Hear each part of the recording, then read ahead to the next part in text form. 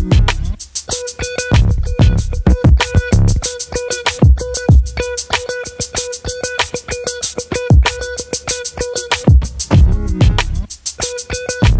বাঙালি, শুনলাম নাকি আগের ফুড রিভিউটা আপনাদের খুব মারাত্মক লেগেছে।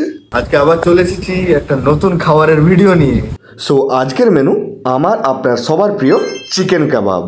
টিন টিন টিন, চলুন তাহলে এবার আনবক্সিংটা করা যাক।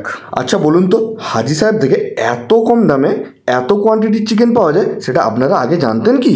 সবার প্রথম ঝুলি থেকে বেরোলো স্যালাড। স্যালাড ছাড়া কাবাব আর নুন ছাড়া পান্তা ভাত দুটোই সমান। এবার ঝুলি থেকে বেরোচ্ছে গ্রিন মিন্ট চাটনি। আহ কি সুগন্ধ! আমার মতো আর কার কার এই মিন্ট চাটনিটা পছন্দ তার একটু কমেন্টে জানিয়ে দাও। এই দেখুন বড় বড় করে লেখা রয়েছে হাজি সাহেব রেস্টুরেন্ট।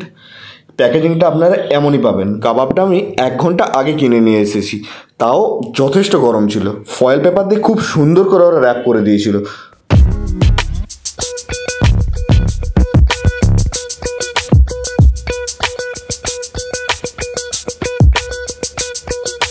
আহ, কাবাবটা থেকে এত সুন্দর স্মোকি অ্যারোমা বেরোচ্ছে, রুমটা পুরো ম ম করছে। উফ, এডিট করতে করতেও আমার জিভে এখনও জল চলে আসছে। সাইজটা দেখেছেন, একদম জাম্বো সাইজ। সাইজটা দেখেই মন একদম ভরে গেল। দেখুন এতটাই সফট যে এটা ইজিলি একদম সুন্দর করে ভেঙে গেল। আর কাবাব যদি এমন ওয়েল গ্রিলড হয় তাহলে আর কি চাই এর।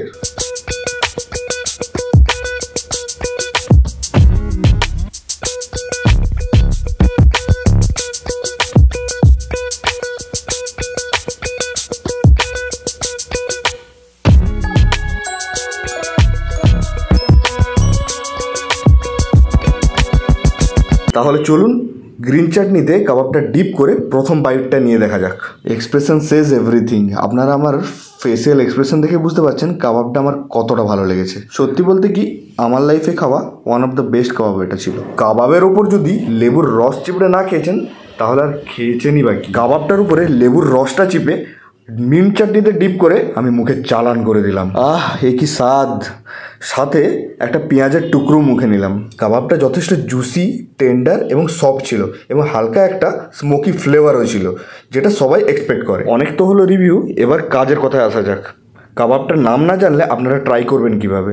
তো আমি নিয়েছিলাম চিকেন উইংস কাবাব, যেটা আমার পড়েছিল 170 রুপিস। টোটাল 10 পিস কাবাব আপনারা প্লেটে পেয়ে যাচ্ছেন। যদি আমার অনেস্ট রিভিউ জানতে চান তাহলে কোয়ালিটি অ্যান্ড কোয়ান্টিটি অনুযায়ী একদমই ওর্থ। বাকিটা আপনারা নিজেরা ট্রাই করলেই বুঝতে পারবেন। আমি নিয়েছিলাম বেহালার আউটলেট থেকে, আর আপনারা আপনাদের নিয়ারেস্ট আউটলেটটা গুগলে সার্চ করে নেবেন।